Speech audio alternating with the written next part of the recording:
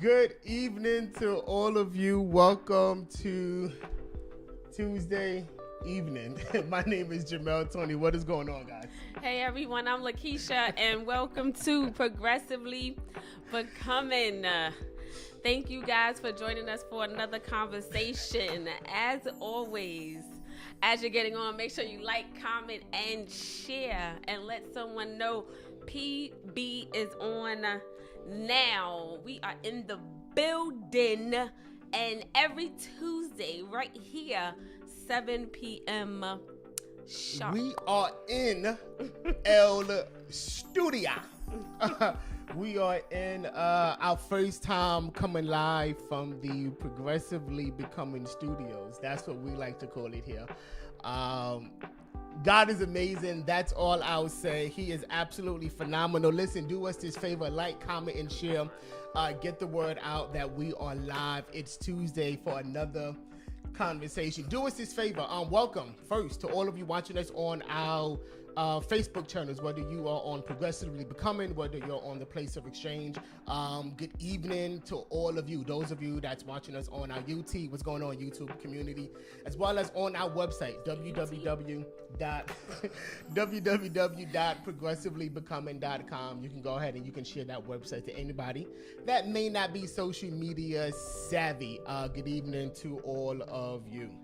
I'm paying attention. I'm just having a little technical difficulties. She's been having technical difficulties since we sat down. And I'm struggling. No. Her struggle is in. It's real. Her struggle is in the iPad. It's in the Apple device because her Apple is so limited. Whatever. Yeah. It's not limited. It's just I'm learning how to work another feature, and I figured it out the first time, and now I don't know how to get back. But anyway, nonetheless, we go on. But yeah, thank y'all so much for joining us tonight for yet another fun conversation. Don't forget about morning devotions this Thursday, 6 a.m. We will be live here on Facebook and on YouTube. So make sure you tell someone, tag someone, invite someone, and make sure that someone is there. 6 a.m. Right here where we be praying with you and for you, because we believe in the power of prayer. That's prayer changes things, and we will continue to pray. Sunday morning exchange, 9 a.m. Please join us as well for that. It be going down, TPOE, every Sunday, 9 a.m. You don't want to miss it, so make sure you join us for that as well. Podcasts, Google, Spotify, iHeartRadio, TuneIn. Y'all already know we are on major podcast outlets. Go ahead, download the app and get notified when we go live. Speaking of podcasts, we have some exciting news. Beginning on Sunday, this Sunday, we will be launching another venture, another podcast show on all of our podcast outlet. It is what we have affectionately entitled Conversations with God. Conversations with God. The whole podcast is centered around a conversation with God regarding a difficult topic. So you don't want to miss this. 5-10 minute conversations with God, exploring a very difficult, controversial topic. It will. The goal behind this is to help somebody that may be dealing with this particular topic, this particular area, how to have a conversation with God from their perspective. So again, Conversations with God, we address serious topics and we go to God about it. From the perspective of that person. If it sounds confusing, I'm telling you, Sundays, 9 p.m., it drops every Sunday at 9 p.m. Conversations with God, 5 to 10 minute conversations geared around difficult topics. As well, PB, we are kind of shifting somewhat on the last Tuesdays. It's called PB After Hours. PB After Hours. Yeah. It's going to be at the same time, Same time, Tuesday, 7 p.m. We're not Right. changing that, Right. but it's on the last Tuesday of every month. Right. So instead of our normal conversations, this conversation, oh no, we push the envelope. We go all the way there All the way. with guests that you're like, what the world are they doing? But we go there. We talk about various current events that's Right. happening in our society. We approach it from a God perspective, from a progressive perspective. So PB After Hours. It's after hours because it's only for the grown folk. Only for the That's all grown. I'm gonna say. Only for the grown. It's for the grown folks. Yeah, so that should be exciting, y'all. We got some new stuff coming out, so y'all make sure y'all stay tuned and stay connected, because we gonna be locked and loaded right here, y'all. Right here. And we bringing y'all with us. So why you looking at me? I'm just looking at you do your thing. In this new environment, trying to get our feel and trying to be comfortable with it. But one thing I've learned about growth is that growth will accompany change. You cannot separate the two. Anytime you grow, there will be a change, and you have to be comfortable that with growth there comes the necessity of change. So I don't know where some of you may be at in your life, whether God is moving you to grow, telling you to grow in certain areas. That's going to come with a level of change. And we're gonna talk about that a little bit today, but don't be intimidated by the change, because it's necessary for your growth. Absolutely. Yeah. Can you put that in the comments? Let's just start out right there. Change is necessary for your growth. Today's conversation, we're going to kind of dig into that. Right. And if you missed last week's conversation, go back and take a listen, take a watch. We talked about coping with loss. It was the second part of it. I know it was a heavy conversation, and it was a lot, but I think it was needed, and I know that it was helpful to a lot of people out there. So if you haven't listened to it or watched it, go back and take a listen, take a watch. Make sure you share it. If you know someone that went through that, is going through it, make sure you share it with them as well, because we're all about helping each other. It was heavy. It was heavy, but it was necessary. It was necessary. And like I said, just go and share it to all that you can. So we can get that conversation out, because I think that it would be it's powerful and it's helpful to others that may be going through it, or maybe someone that's going through it now, or you never know. So let's get get into tonight's Let's talk about it. Let's go. Here we go. Again, thank y'all for joining us. Like, comment, and share. Let's get this ball rolling. We will not be before you long. Say it, amen. So I think we can all agree, or maybe not, that in the statement, life should be progressive. Yeah. Life should be a progressive one. So early on, our foundation for progressively becoming, as we mentioned, we coming into the person God has intended us to be. And to do that, it will require us to become progressive. Absolutely. And this is Jamel's favorite word. So I'm going to have him recap what progressive means, just for those that are maybe new, or maybe those that you might have forgotten. Yeah. So progressive is moving forward. It is a moving forward in not only your thought process, but as well as in your perspective of things. It is to approach life with a progressive, forward-thinking, yet God-centered theology, God-centered thought process. Progressive is centered on the truth that our God is constantly in motion. He moves, and what I mean by I say that is God is never mundane. God is never stuck. He is not boxed in. He's vast. There's no one that or nothing that can hold him. And because we believe that you have to approach life and trouble and conflict and decisions and choices and even worldviews and even our spirituality, like our religion, with a progressive, Christ-centered thinking. You all have heard of the phrase, "What would Jesus do?" If I can put progressive in, if I could put progressive, that is the definition of progressive. What would Jesus do? How would Jesus approach life? How would Jesus respond to the conflict in our politics, right? How would Jesus respond to the abortion laws? What would be Jesus's response to immigration, right? We are thinking, we're viewing life through the lens of Christ in a forward, progressive motion.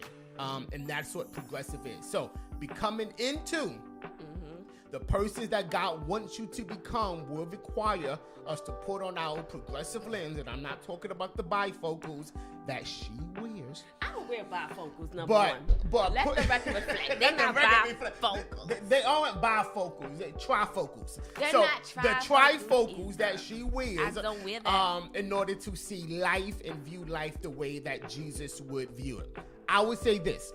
Disrespect. In order for us to progressively become, there is a strong possibility that we need to come out first.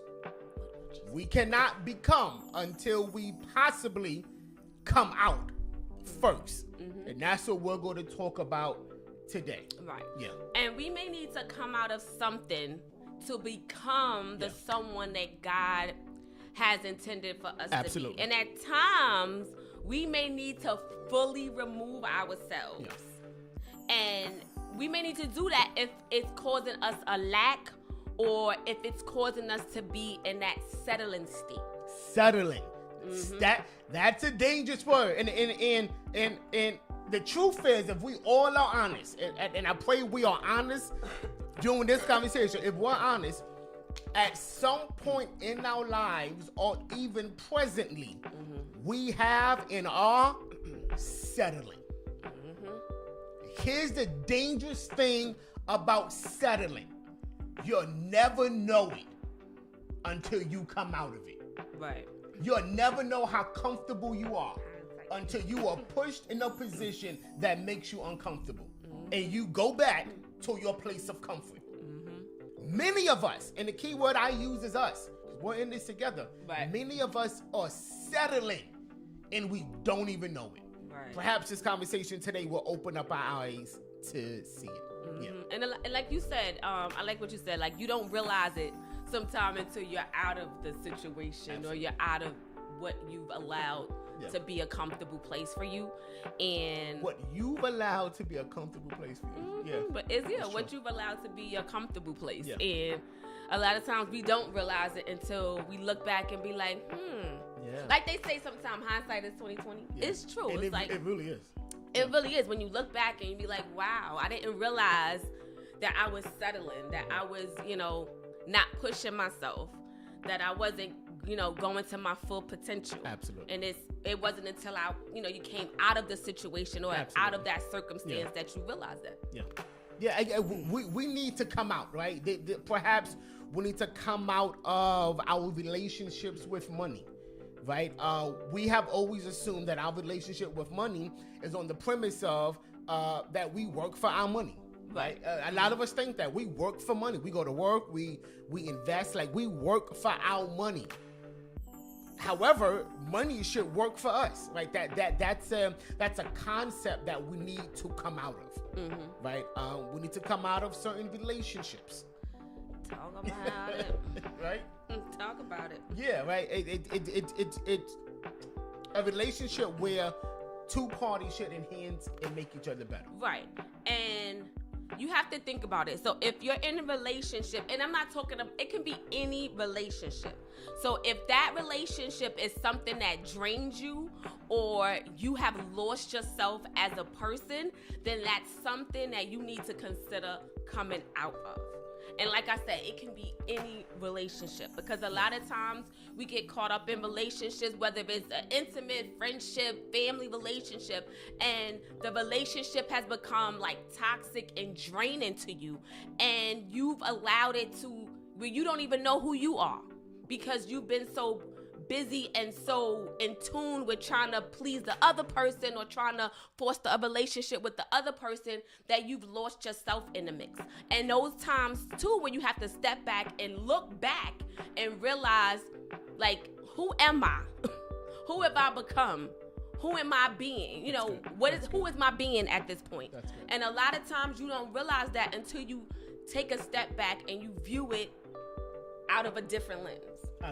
Out of a progressive lens, right? There are things all of us need to come out personally. Like, there's some things Jamel has to come out of personally, right? Like, we are completely transparent here, right?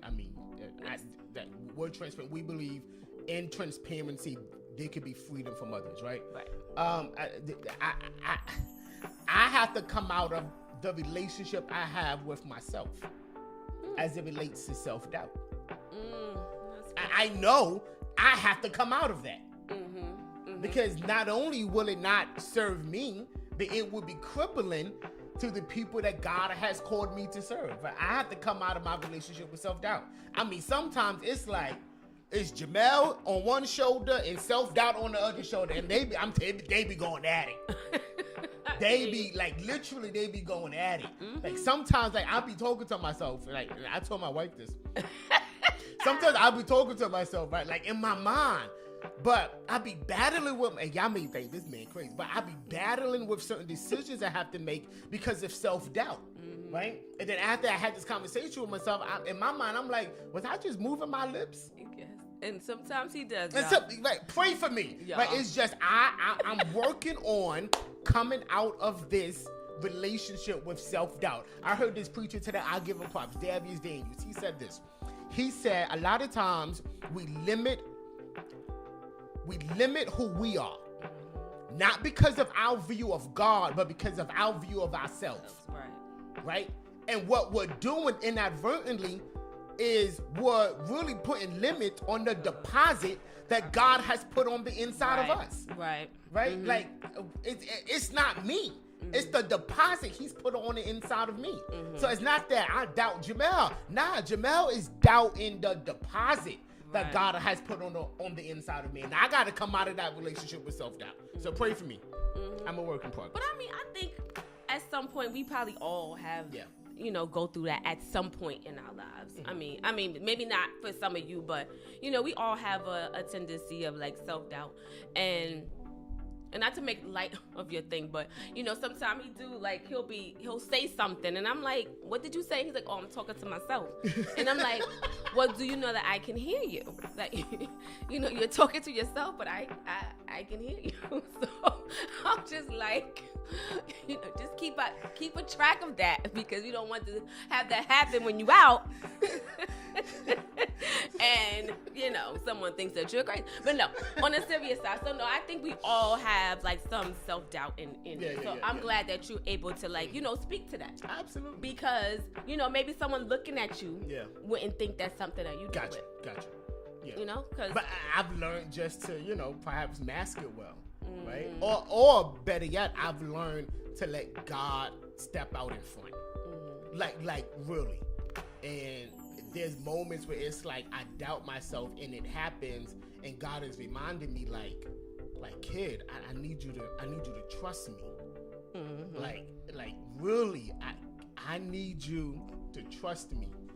And it's in those repeated moments that it's like, all right, God, I have to trust the deposit that you have made on the inside of me. That's it. And I think for me, it's like, what I have to come out of is, I have to come out of expecting like other people to respond and to react the way that I would, and it's like, I can't expect others to do what I would do.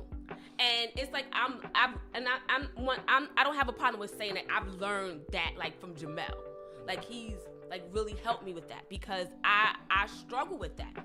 So it's like, if you hurt or you offended me, I can't expect you to always acknowledge it or to apologize like I would if it was the other way around. Or if I support you and I always have your back on things, I can't just expect that to be you. I can't expect that response from you, because maybe that's just not who you are. That's not who you are. Maybe that's just not the type of person you are. So that is something that I'm dealing with and I'm trying to come out of. It's just expecting others to respond and to react and to act and react how I would if I was in that situation. Yeah. So, and I think that's, maybe big for a lot of people. And here's the thing, only you know what you need to come out of. And that could be physically, mentally, emotionally, or perhaps even spiritually. You cannot become, you cannot become if you do not acknowledge and intently come out. Because somebody throw that in the comments, come out. Like, come out, right? Now, this may be tough, right? But we believe it is God's intention for us to not live our lives, here's the word, habitually. God does not want us to live our lives habitually. Success in your life will be determined by knowing the definition of an habitual lifestyle. What is that? What is a habit? So a habit is an impulse to a behavior. This is going to get tough. With little or no conscious thought. This is going to get tough. A routine is a series of behaviors frequently repeated. So eventually some routines can become habits. Yes. But not every routine can become a habit. Yes. And again, a routine is a sequence of actions regularly followed. Yeah. So like a little regimen, a fixed program. It's a regimen, absolutely. Correct. And you guys probably don't know this, but approximately 45% of our daily behaviors are habits. Like where we eat our meals each day, how we get ready for bed, the way we use the bathroom, the time we wake up. These habits require little to no conscious thought. Absolutely. And habits are just that. Instinctual, performed without thought, and largely subconscious. Habits are performed without thought. Without thought. Little to no thought. Right? And while habits are necessary, as they take the lead without us having to use mental energy, right? And again, we know something about mental energy, right? Can you imagine what it would be if every time you washed up, you had to think about the best way to do it? No, like really, like most of us don't go in the shower. Like most of us don't game plan our showers. Right. Like we don't game plan how we're gonna use the bathroom. Right. Like we don't be like, all right, I need to take a shower, so this is what I'm gonna do. Right.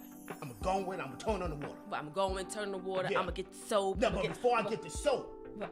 I gotta make sure I have a washcloth. Right, you gotta have washcloth. Yeah, You gotta have your towel ready. Yeah. Most of us don't game plan that. It's Right. habitual. Right. We go in the shower, we do our thing. Most of us wash up the same way.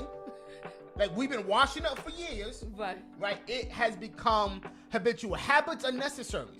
Right. Like good eating habits, living habits, spiritual disciplines. Those are habits. Right. Reading your Bible, praying, giving, fasting, meditation. Right. All of those are spiritual habits. All of them are needed.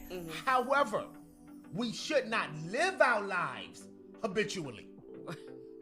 That we should not live our lives habitually. That's regularly repeating or practicing something over and over and over again, having the nature of a habit.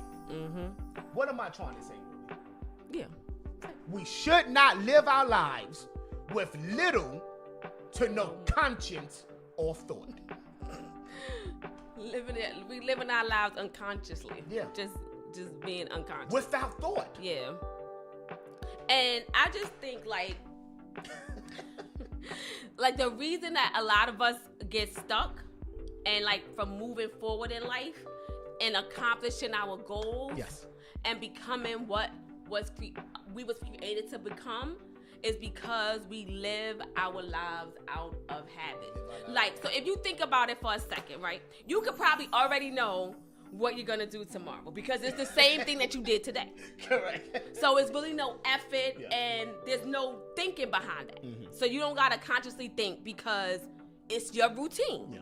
And this is what you're gonna do. So you wake up, you get dressed, you may eat breakfast, you go to work, you do your daily, activities at work. You may go to lunch, come home, get dinner, cook dinner, whatever you do for your whole night, for your whole nightly routine. And then the next day, it's the same thing. Correct. Over and over and over and over. Over. Like Tuesdays, this is what we do. Right. Right? And again, 45% of our lives are based on habit. Right? You have the other part of our lives where, something may come. You may have a doctor's appointment and now you need to figure out how to drive there, right? So now that requires some type of thought process. Right? But for most of our lives, our daily living is based on habit. This is the concern. Think about what you did today. How much of it was habitual? We're not saying not to have habits. Again, habits are necessary because they take the mental load off of us. What we're saying is you cannot keep your life and keep living habitually. At some point, you have got to take conscious and thoughtful efforts in order for you to progressively become the person that God needs you to become. Right? If God is calling you to do this, or you're being led to go back to school, you're gonna have to at some point during your day have a conscious discussion with you, yourself, and yourself, yes. And think about, okay, well, this is what I need to change. This is what I need to do. How am I going to do this? These are the people that I need to talk to. But many of us, I'm telling you, we're like robots. We're like robots. It's like on Sundays, we are robotic. On Mondays, we're robotic. Right. Like, and it's like at some point, do we break that robotic living and say, I have to seize the moment. Right. And I've got to seize back my effort. Yeah, and it's like seize the day. Even if you do something just a little bit different. Yeah. So if you go the same way home every day, like try something different. Just go a different way. Like Jamel is good for that. Me, I don't do it too often because I just be afraid I'm gonna get lost. And where we live, it's just like, I don't want to get lost. So, but sometimes he'll try different things or just go a different way. And for me, I was intentional. Like one time, like I think it was like a week or so ago, I was driving to work and there was an accident. So there was a detour. Now, Mind you, Thank I'm God used to for going the detours. same way all the time to work. And I'm like, oh my gosh, I got to go a different way. And I was a little frantic because I'm like, I don't know my way around here.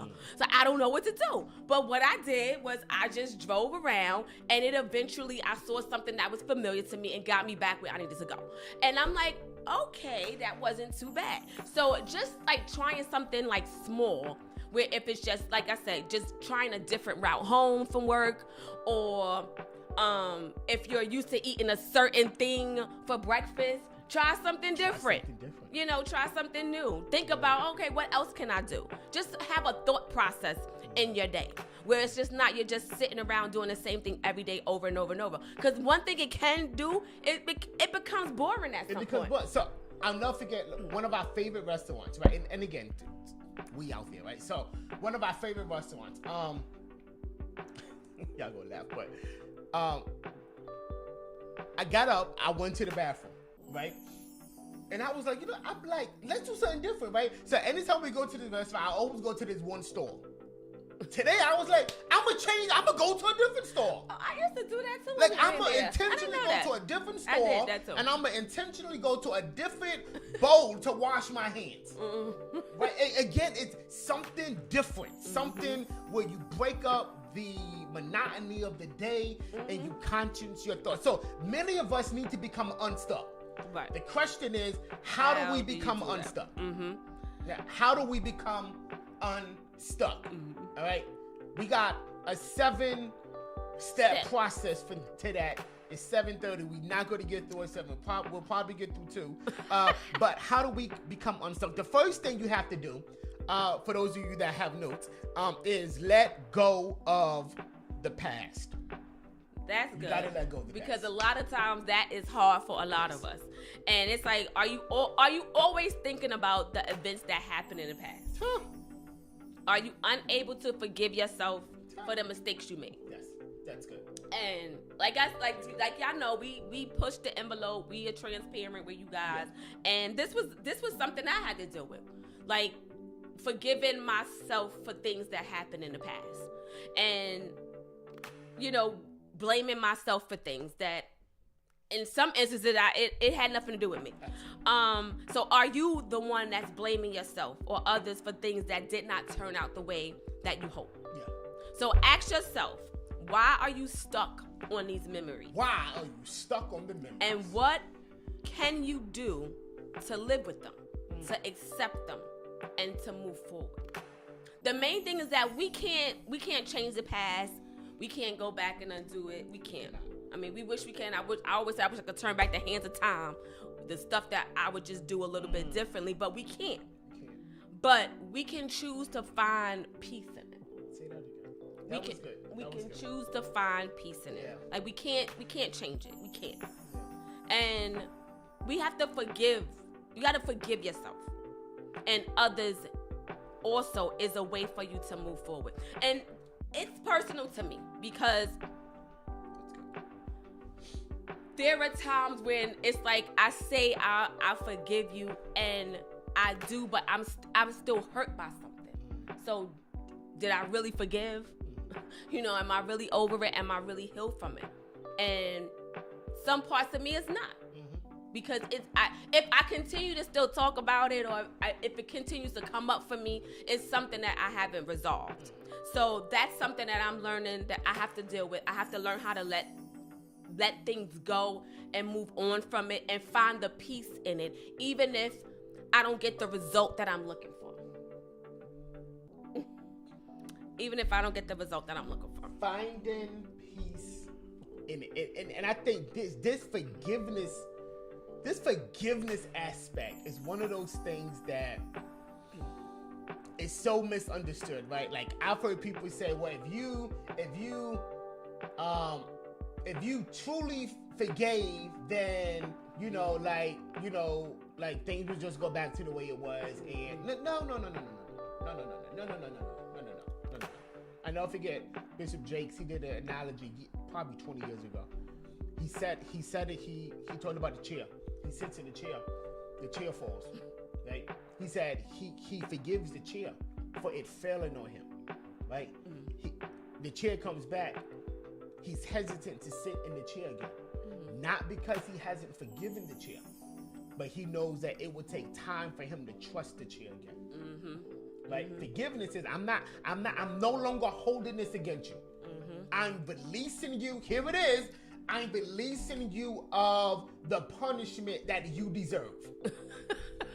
Right. You did me wrong. You should be punished. You should be punished. But forgiveness says, I'm going to release you of the debt and the punishment, the emotional. I'm releasing you of that all. But you best to believe there was a process for me to trust you again.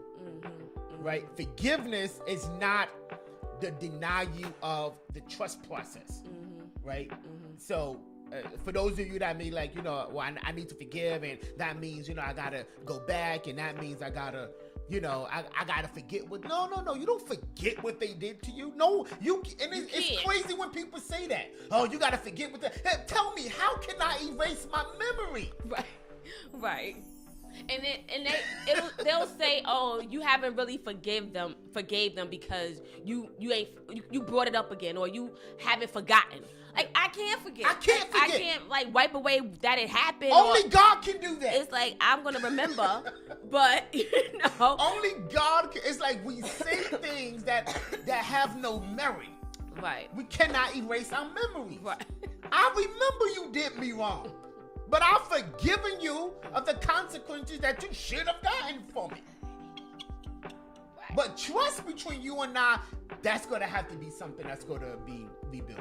You got to become unstuck. And forgiveness, yeah, that's rough. That's a difficult, thing to do. Like, to truly and to forgive and then just have peace that even if you don't say I'm sorry, even if you don't acknowledge that you did X, Y, and Z to me, even if I'm looking for that from you, even if you don't give it to me, I'm good. Yeah. And that's the tricky and hard part for us all, because people may have done us wrong, and you may be looking and holding out hope that they're gonna realize that they did you wrong and they're gonna come and apologize, and even not even to mend the relationship. It's just the fact that sometimes we look for that apology because that's something that we may want or we may desire.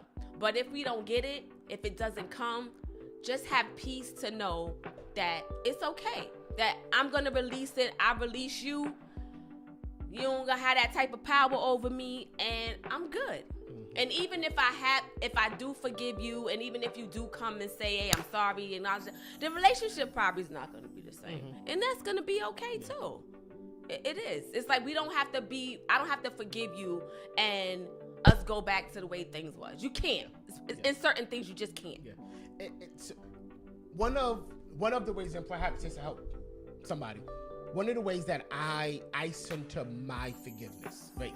You guys, my wife, I don't hold nothing against people. I do not. I don't hold nothing against people, and this is why. I can't hold anything against you, because this is how I view life. It was necessary. If I believe Romans 8:28, that all things work together for the good of them that love God and accord according to his purpose. If I quote that, it means I gotta believe it. And so if I believe that, I believe that what you did to me, God was using it to work it for my good. Well, that's good. So I don't hold anything against you. Right. You was just being used so God can do something good for me. And that's as hurtful as it is, as painful as it may be. I release you because I realize that what you did to me, all things is working together for my good. And just so you are aware, forgiveness, that's an intentional effort. Intentional. So nothing about forgiveness is habitual, because our emotions are involved, and our emotions are not habitual. Correct. They change. Yeah. So but at some point, like we said, we must let go. Yeah. Can we ask the question? How do you know if you're forgiving yourself and others from the past? Do you hold the offense against yourself and against them? right? Key example. If I did something that was detrimental to me, or detrimental to somebody else, or detrimental to another relationship, do I believe that I'm owed punishment because of that? If you believe that, yes, I'm still owed punishment, you need to go back and really figure out this forgiveness thing, right? You can't accept forgiving yourself when you realize that God has forgiven you. And I trust me, I know that sounds cliche. But when you can realize that God no longer holds this against me, and neither should I, it's like I don't have to wait for punishment to come to me when God has already forgiven me for it. Right? If somebody has did something to you in your past, do you wish? Oh no, like the Bible says vengeance is the Lord's. Like really, like let it go. Release them from the punishment that offense honestly was valid. Let it go. Yeah. I mean, that's good. The forgiving yourself part, I think a lot of people struggle with that. And that's just, we're human. You feel guilty for things. I mean, but it keeps us stuck though. Yeah, and at some point, I think for me, it's like we can't change it. We can't go back. We can't. But I believe if you've learned something from it, and if it's made you a better person, and if it's made you do things differently to better yourself, then let it go and forgive yourself. That, whatever that was, it was a step to who you are now. All things work together. It was a step to who you are now, who you've become. And if it's made you better, then take that as a stepping stone to your life lesson. And I think that's how you try to, learn how to forgive yourself in things. That's good. I agree. Becoming unstuck, forgiving yourself, moving on from the past. Another one, and we'll end here, is you have to change your perspective. You got to change your perspective. You have, in order for us to become unstuck, like stuck in life, we have to open ourselves to perhaps new people and ideas, right? I need you at some point tonight, I need you to look around you. I need you to go through your phone, and I need you to look at all of your contacts. Just look at them. Look at your atmosphere. Look at the contacts on your phone. Look at all of your Facebook friends, of which we probably only talk to 10 of them, right? And I want you to know that there's more to life than all of that. Right? Sometimes coming out of your environment opens up your mind to new possibilities. We know this from experience. If you always stay where you are, listen, if you always stay where you are, you will always get what they give you. That's it, right? There is power at times and exposure. Can somebody put that in the chat? Exposure, right? I never forget, and we got to go. Years ago, I went to Christian Cultural Center. It was a youth conference there, and I'm in this youth conference, and I'm hearing the preachers teach, and then we go into a worship, and I'm looking. I'm the only one there, and I'm looking around me, and I see 20-year-olds and 17-year-olds and 12-year-olds and 25-year-olds. All of them have their hands lifted in worship. And they began to talk about the kingdom of God. It was an experience I will never forget. I never knew that I was stuck until I was exposed. I never knew it. I never knew I was stuck in church tradition, and religion until I was exposed, right?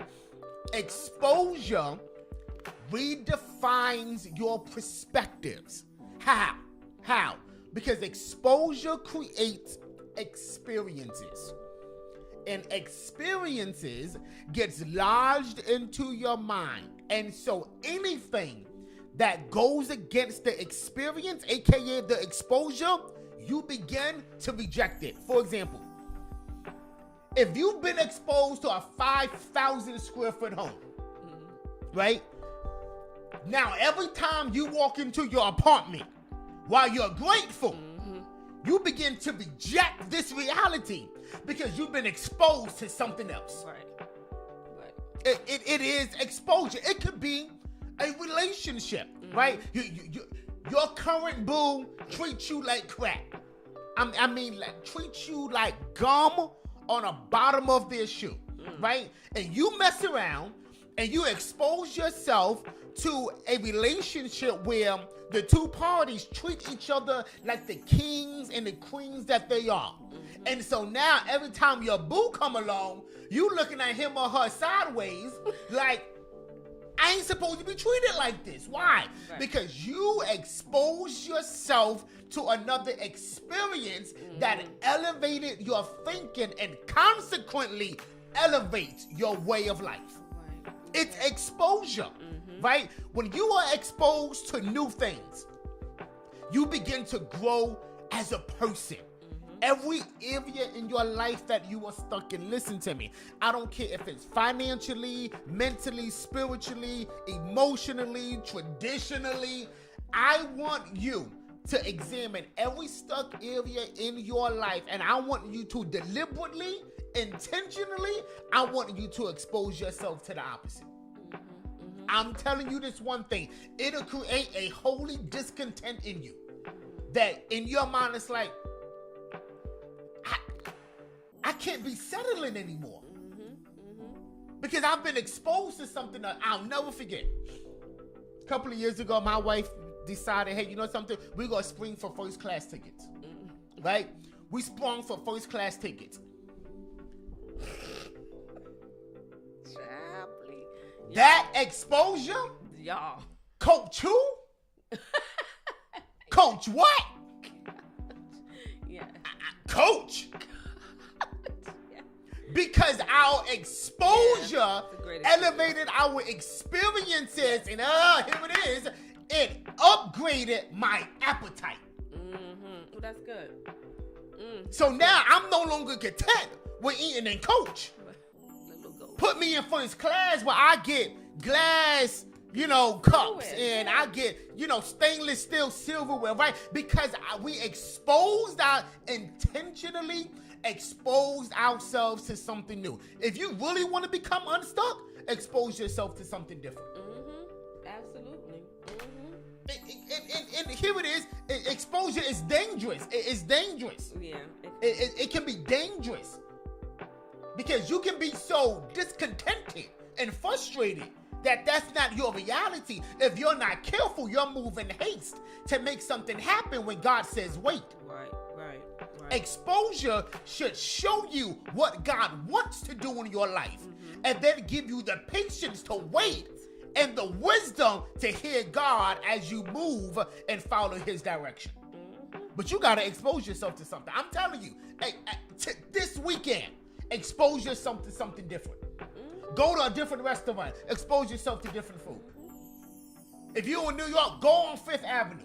Expose yourself to the Coach store and the Gucci store. Like, expose yourself to something different. Create that appetite that, I can't be stuck here no more. And it could be like small little things you can do. Like, absolutely. For instance, like if you don't go out by yourself. Absolutely. Go out by yourself. Go out. Treat yourself to a nice dinner. Yeah. Or by yourself with yourself. Somewhere different. Yes. Expose Somewhere yourself. different. It's true. We get unstuck.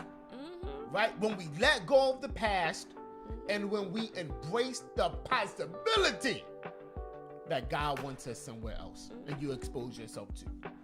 I'm telling you what I know from experience. From experience, we know this. Right. What God allowed us to launch in for this last year was because we was exposed to something that if we had not been exposed to would have never created that appetite for what God wanted to do in our lives. Right. Absolutely. You ain't hungry because you ain't been exposed to different kind of foods. No, I don't want no chicken. Get me some steak. But you exposed me to a tomahawk steak. Tomahawk. Y'all, that steak was good. Nah, it's true. You know, if you expose me to a tomahawk steak, What? sirloin who? Right. It's true. It's true. Sirloin what? Mm-hmm. Your appetite begins changes. to increase. It Yes. changes. Mm-hmm. It's true. It exposes you to something different. Mm-hmm. Mm-hmm. That's all I got. And it's like exposure also shows you what else is out there. It's so much out there and available to us in this world. And a lot of times we don't know it because we're not exposed to it. We don't put ourselves in position to be exposed to it. I know people that's never left the state that they live in, never been outside of the state that they live in. They've never been anywhere other than where they live. And I just feel like the world is just, so big. And it's like, you ain't got to have a lot of money. You could get in the car and drive somewhere. Like, drive this to the next state. Like outside of the state that you're in if you can. It's just so much out here. And I just think that we're just not living in the abundance that we are supposed to have is because we stay stuck and we stay comfortable and we don't venture out to expose ourselves to stuff that's outside of our norm, that's outside of our environment, that's outside of our tradition. It's so much out here. And I want to see it all. I want to live it all. Because like I always tell y'all, YOLO, we got one life. It's true. That's it. You only live one life once. Expose yourself to different. If you listen to Christian music, expose yourself to different genres of Christian music. Yes. I just believe that God is just not in Kirk Franklin and John, and in John P. Key. Like God is not just in James Fortune. Like God exists in all of these other environments. And when you expose yourself, thank you. When you expose, I'm sweating. When you expose yourself to something different, you will be privileged to view another aspect of who God is. When you expose yourself to something different, God will show you a different aspect of who He is. Yep. Go to a different supermarket. Yeah. That's it. Like, it's like everything that we need to be successful is already in us. It is. It's already in us, and we just have to stop living our lives habitually. And it may take time. It is going to take time because, some of us don't deal with change well, but it's in all of us. So expose yourself to something different. And I just challenge you guys one day this week, just do something different that you don't normally do. Something that requires conscious thought. And I want y'all to tell us about it next week when we come back, because I'm going to ask. I ain't going to forget. Family, join us Thursday, 6 a.m. Yes. We go before the throne of grace to obtain mercy and find grace to help in the time of need. I hear you, Lydia. I'm sorry. Yeah. Yeah. Change is good. No, she said change is good. She got a little bit of exposed herself a little bit of freedom. Now she don't want to go back. And you don't have to. I love it. You don't have to. I love it. And I'm proud of you, Lydia. I'm proud of you, Alicia. For real. And I'm so say proud this. of your growth. People may call, you bougie. And no. I ain't bougie. I'm exposed. That's it. Next time somebody call you bougie, be like, no, I'm not bougie. I'm exposed. I'm not bougie. I'm exposed. Well, you are very exposed. Thursday, 6 a.m. Meet us for morning devotions prayer. Sunday, 9 a.m. Eastern Standard Time. The place of exchange. God is doing something amazing. We're happy that you joined us today. Yes, thank you guys again for joining us for this conversation. See you on Thursday, 6 a.m. Y'all have a blessed night. Have a good one, Make guys. sure you do something different. Expose yourself. Love you guys. Take care.